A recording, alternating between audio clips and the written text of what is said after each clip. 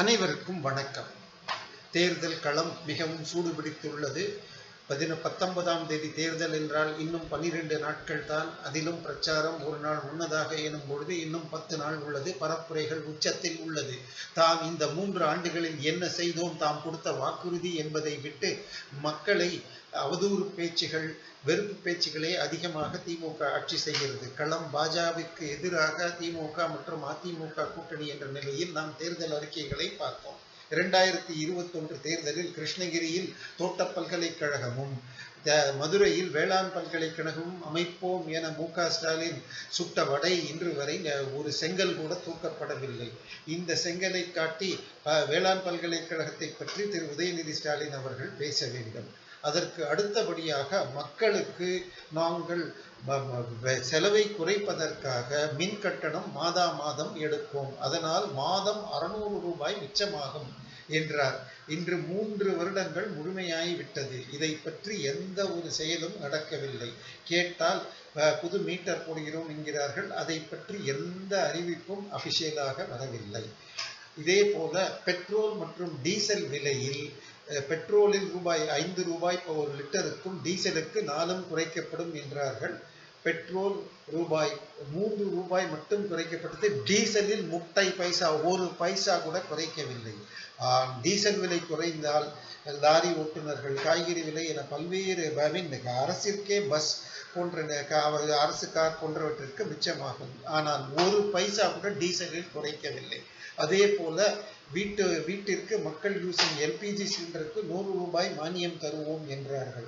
1 பைசா கூட குறைக்கவில்லை இந்த திமுக ஆட்சி. வெறும் வாய்ப்பேச்சு, பொய்யான வாக்குறுதிகளால் மக்கள் ஏமாந்து ஓட்டு போட இன்று பெரிதும் தவிக்கிறார்கள். இங்கு மானியம் கொடுக்கிறோம் என்று சொன்னது போக, நாங்கள் வந்தால் வீட்டுக்கான சொத்து வரி ஏற்றப்படாது என்று கூறினார்கள். ஆனால் வீட்டுக்கான சொத்து வரி 150 மடங்கு ஏற்றப்பட்டது என்கிறது. ஆனால் 200 மடங்கு வரை ஏற்றியுள்ளது என்பது இன்னும் நிலை. இது தவறான நியூஸ் தான். ஆனால் நமக்கு வசதிக்காக எடுத்துள்ளோம். இதற்கு அடுத்ததாக பார்த்தால் போக்குவரத்து ஊழியர்களுக்கு பழைய ஓய்வூதிய திட்டம்.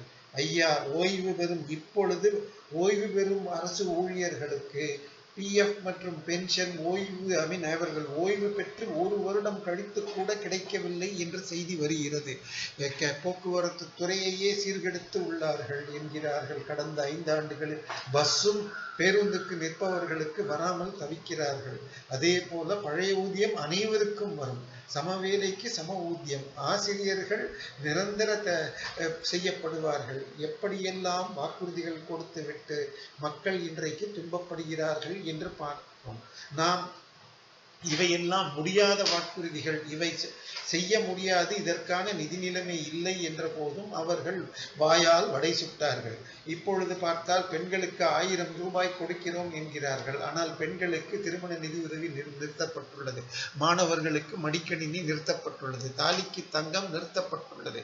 விலையில்லா ஆடு மாடு நிறுத்தப்பட்டுள்ளது. தாய்மார்களுக்கு கொடுத்த பரிசு பெட்டகம் நிறுத்தப்பட்டுள்ளது.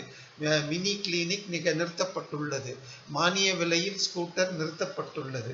இப்படி அம்மா உணவகங்கள் பல இடங்களில் மிகவும் மோசமாக நடக்கிறது. அம்மா சிமெண்ட் நின்று போய்விட்டது. இது போல ஒவ்வொரு திட்டத்தையும் குறைத்து இதனால் பெருமளவில் பணத்தை மிச்சம் கொடுத்துள்ளார்கள். ஆனால் பெரிய அளவில் புதிய திட்டம் இல்லை. 1000 ரூபாய் மகளிருக்கு என்று சொன்னது அனைத்து மகளிருக்கும் என்று சொல்லிவிட்டு இப்பொழுது தகுதியான மகளிர் என்று குறைத்துள்ளார்கள். அதற்கு அடுத்ததாக இதுவரை மடிக்கணிக்கு பதிலாக நாங்கள் டேப்லெட் கொடுக்கிறோம் என்றார்கள். எதுவுமே தரவில்லை. இதை தாண்டி என்னையா திட்டம் போட்டீர்கள் என்று கேட்டால் அவர்கள் மத்திய அரசின் திட்டத்தை எல்லாம் எடுத்து அதற்கு வேறு பெயர் போட்டு இது எங்களுடைய திட்டம் என்பதாக சொல்லிக் கொண்டிருக்கிறார்கள். மக்கள் இன்றைக்கு அறிவு சார்ந்து சிந்திப்பவர்கள். இன்றைக்கு இது கணினி யுகம். நீங்கள் கொடுத்த தேர்தல் அறிக்கையை அப்படியே டவுன்லோட் செய்து அதில் நிறைவேற்ற 505இல் 450 500 வரை நிறைவேற்றப்படவில்லை. ஒழுங்காக அல்லது முறையாக அல்ல முழுமையாக இப்படி போகிறது. சரி, நிதிநிலை சரியில்லாததனால் எங்களால் முடியவில்லை. நிதிநிலை சரியானபடி செய்கிறோம் என்றால் 5 வருட பதவி காலத்தில் 3 வருடம் முடிந்துவிட்டது. ஆனால் நீங்கள் அந்த தேர்தல் அறிக்கை கொடுக்கும் பொழுதே நாங்கள் கொடுத்துள்ளவைக்கு தேவையான நிதியை ஒதுக்கும் அளவிற்கு நாங்கள் நிர்வாகம் செய்வோம் என்றீர்கள். இன்று வரை அதற்காக ஒன்றுமே செய்யவில்லை. மேலும் மேலும் கடன் வாங்கி கொண்டிருக்கிறீர்கள். இதை கேட்டால் மத்திய அரசின் நிதி பகிர்வு தவறு என்று பொய் கூறுகிறீர்கள். இது 12வது நிதி கமிஷன் தலைவரும் முன்னாள் ரிசர்வ் பேங்க் கவர்னர் கூறுவது முந்தைய 60 ஆண்டுகளில் இல்லாத அளவிற்காக தற்போதைக்கு மோடி அரசு வந்த பிறகு ₹1 தமிழகம் வரி கட்டினால் இது 67.5 பைசா வரி திரும்பி வருகிறது என்கிறார். அதாவது 13வது நிதி கமிஷனில் 63 பைசா இருந்தது. 64 பைசாவாக இருந்தது. இப்பொழுது 67.5 என்கிறார். அதுபோல மக்கள் தொகை கணக்கெடுப்பு அடிப்படையில் கொடுத்தால் எங்களுக்கு குறைகிறது என்பதாக ஒரு கட்டுக்கதை பரப்புகிறது.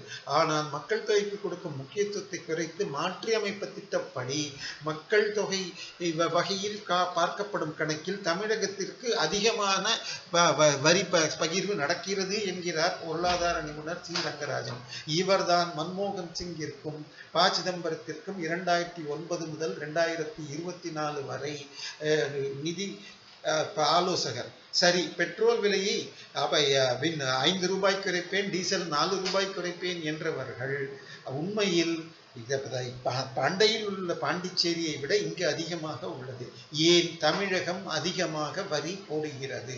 தமிழ் மக்களுக்கு வாயில் வடை சுட்டி ஏமாற்றுவதையே தொழிலாக கொண்டிருக்கிறது திமுக. இனிமேலும் வடை சுட்டால் தமிழ் மக்கள் அவர்களை தோற்கடிப்பார்கள் என்பதில் சந்தேகமே இல்லை.